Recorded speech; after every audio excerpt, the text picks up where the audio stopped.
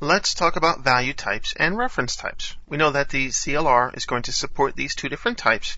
Value types are going to be allocated onto the stack in memory. And what that means is they are going to be served very easily within memory. And they're going to be pulled and pushed onto and off of the stack as they need to be. So they're going to be dropped out of memory when they're no longer in use, say within a class, for example.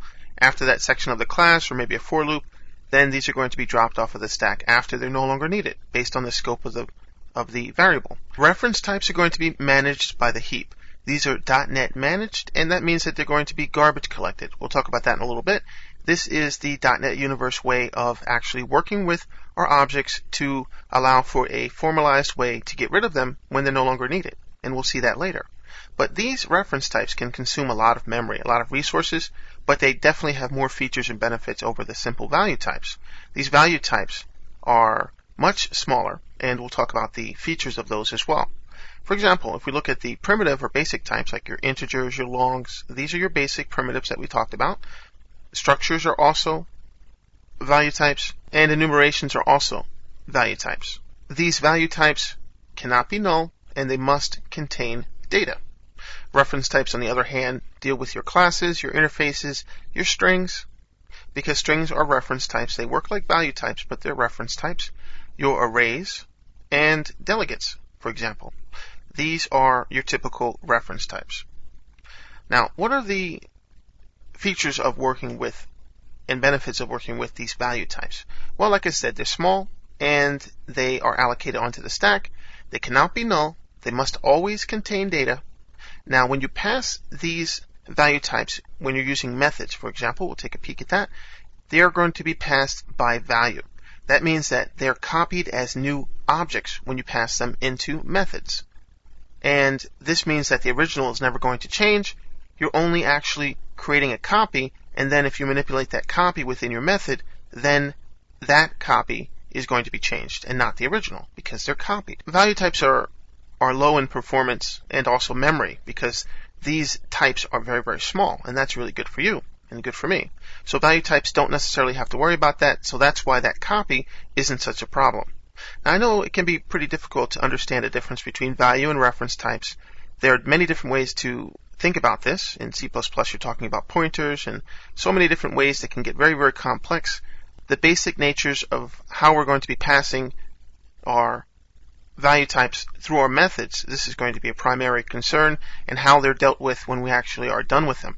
We don't have to destroy them, we just have to stop using value types. At the end of that method call, they're going to be popped right off of the stack and no longer in memory, so that's great. Note that these are derived from system.valueType, and they're sealed. When a value type is sealed, this means that once you have derived a class from this system.valueType, then no one else can actually derive from your class that you're creating. So you can actually derive from system.valueType, and that's more of an advanced concept in how you're programming and things like that, but that's just for your information. In reference types, now, these can consume significant resources, more resources, but they have more features. You can imagine if you have a big class, a big object, these are going to take up a lot of resources, and they have to be handled differently. Now, reference types can be null, and they're going to be heap-based, like I said, .NET managed. When you pass these reference types in methods, you're passing by reference. You're only passing a reference to the object. Now, when you change this reference, you're actually changing the source data, because that reference is pointing to where the data is located in memory. So that's the important thing. When you pass through into a method, and then you make changes in that method, then you're actually changing that data, because when you pass by reference, you're referring to that object, and that's why it can be changed.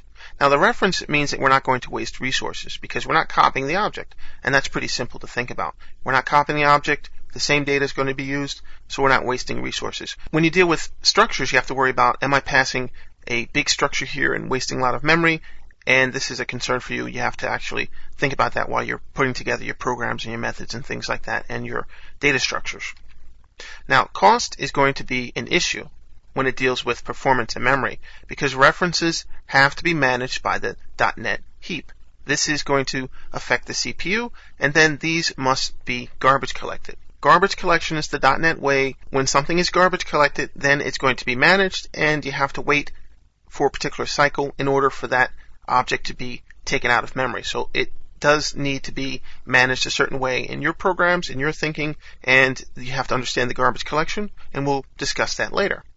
Now, you don't know when this garbage collection is going to occur necessarily, and there's a process called finalization. Finalization is the closest thing to destruction in C# and the .NET world. C++, you're thinking of destruction. So it's close, but it's no cigar. So it's something that we'll discuss when we talk about garbage collection. So we'll just take a peek into Visual Studio.NET, and I'll just show you just a method call here that is passing by value and then passing by reference. We have an array of integers, an object. These are passed by reference, and then an integer passed by value. We'll talk more about this as we move forward.